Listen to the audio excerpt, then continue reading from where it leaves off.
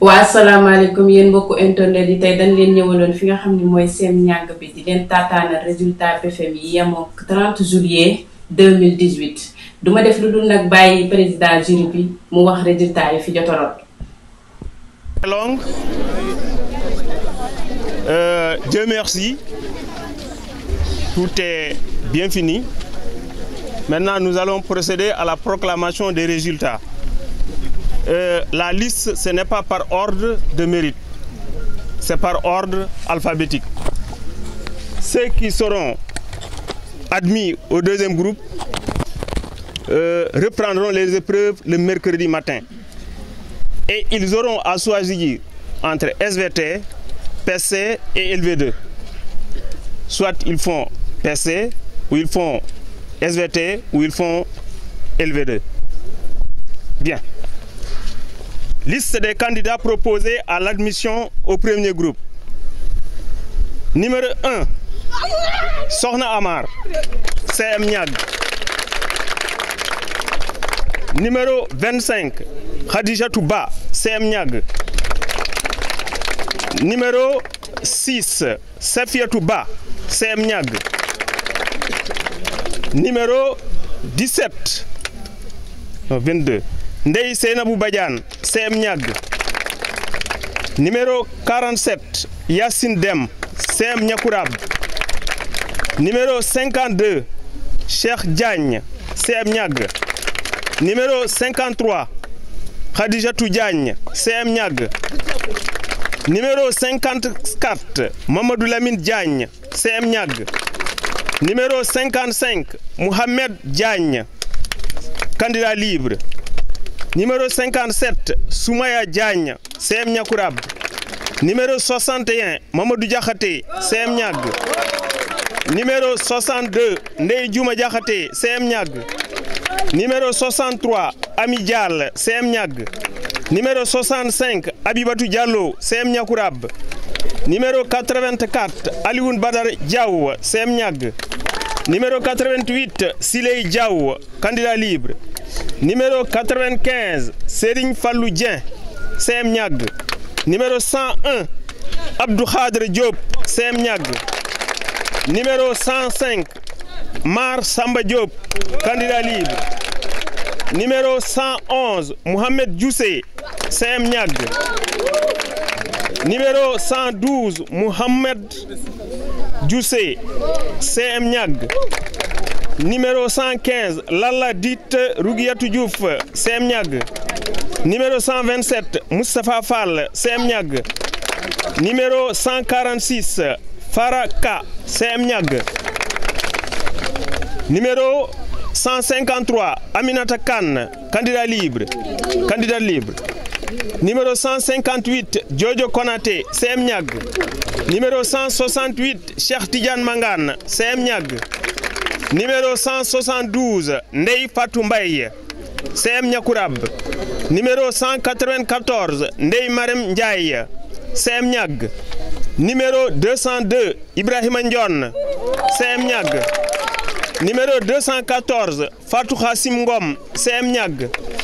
Numéro 226, Kadjali Sagnan, candidat libre. Numéro 228, El Hadj Abdou Sall, CM Niag. Numéro 262, Aminata Si, CM Niag. Numéro 263, Awassi, CM Niag. Et enfin, numéro 283, Kharissar Wad, CM Niag. Maintenant, les candidats proposés au second groupe.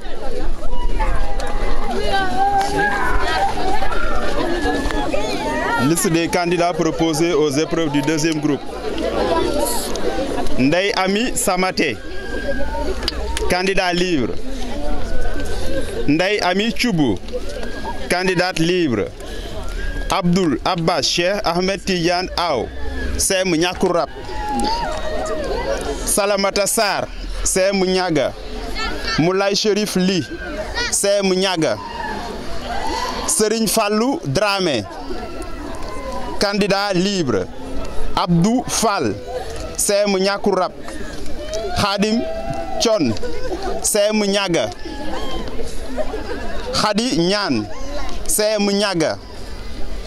Fatou Ndiaye, CM Nyakurap, Saleh Fall, CM Nyaga, Ababakar Sadir Sidibé, CM Nyakurap, Nogay Diop, CM Nyaga, Aïssatou Ba, CM Nyakurap, Angelina Amsatou Dosogouine, CM Nyaga, Mam Ndeban Faye, CM Nyaga, Soibou Diallo, candidat libre, Eliman Diop, CM Nyaga, Malik Ndoye, CM Nyakurap, Diatouba, CM Nyaga, Chérif Kamara, Cheikh Kamara, candidat libre, Lamine Ba, CM Nyakurap, Gora Sek, CM Nyakurap, El Haj Mali Youssou Ndiaye,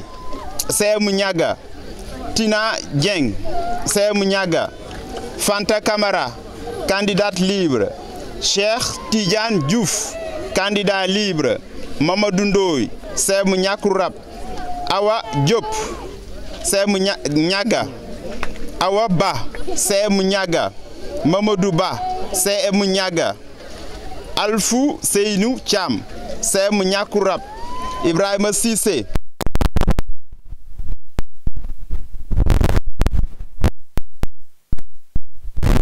Mbaye,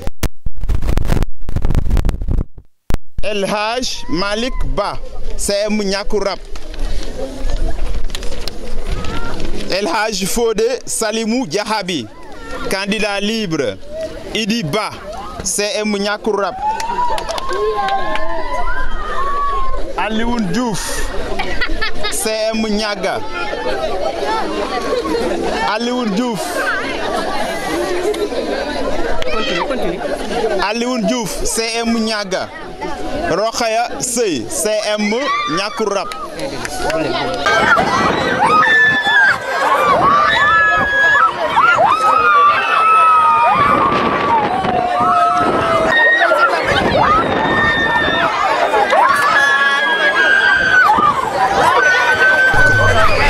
Ousmane Sène, je suis le principal du CM de Niag. Voilà, donc comme vous le constatez, on ne peut pas dire que c'est le bon résultat.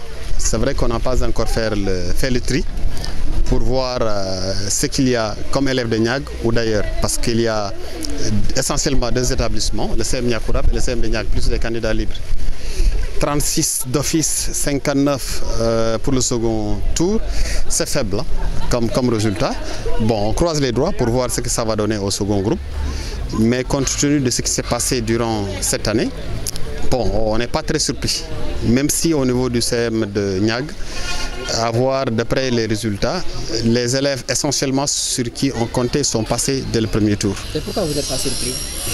Oui, il y a les perturbations. Parce qu'à un certain moment, on doutait même de la manière dont on allait terminer l'année. Nous, on savait qu'il y aurait une solution, on savait qu'il y aurait des examens. Mais les élèves, parfois, étaient dans le doute. Et ça peut créer des problèmes. L'autre chose, c'est que même si le programme a été fait, il y a le temps d'assimilation différent du temps d'absorption des cours. Les chapitres peuvent être terminés, mais sont-ils bien assimilés? Ça, c'est des interrogations. Maintenant, le reste, c'est quoi? C'est les épreuves. Est-ce que les épreuves étaient trop difficiles, abordables ou moyens? De niveau moyen, c'est ce qu'on veut dire. Mais compte tenu de tous ces facteurs, c'est des choses qu'on peut comprendre. Tenant compte aussi du niveau des élèves globalement qu'on reçoit au niveau des collèges. Donc, interpréter les résultats, c'est pas simple. Il faut tenir compte d'ensemble de facteurs parce que c'est pas aussi une année qu'on évolue. C'est 4 ans au moins, sans compter ce qui s'est passé à l'élémentaire. Maintenant, quand on aura demandé aux uns et aux autres par rapport aux épreuves, parce qu'il y a plusieurs matières, et il faut voir l'épreuve dans chaque matière pour savoir exactement est-ce que les épreuves étaient au niveau. Maintenant, le reste, c'est de voir est-ce que tout s'est passé, les conditions d'organisation de l'examen, au-delà du déroulement de l'année scolaire. Mais le déroulement est bon? Oui, le déroulement, parce que moi personnellement, je pense que c'est un peu trop condensé et on n'a pas fait au moment habituel. Donc il y a une prolongation de 2 semaines. Ça ne justifie pas tout, mais je dis encore une fois, il faut plusieurs éléments, plusieurs facteurs pour expliquer les résultats. Mais le constat, il est là, donc il n'y a pas de débat là-dessus. Les résultats ne sont pas bons pour le moment. Donc, comme je l'ai dit encore, on croise les doigts en attendant le second groupe. Voilà, je vous en prie. Voilà.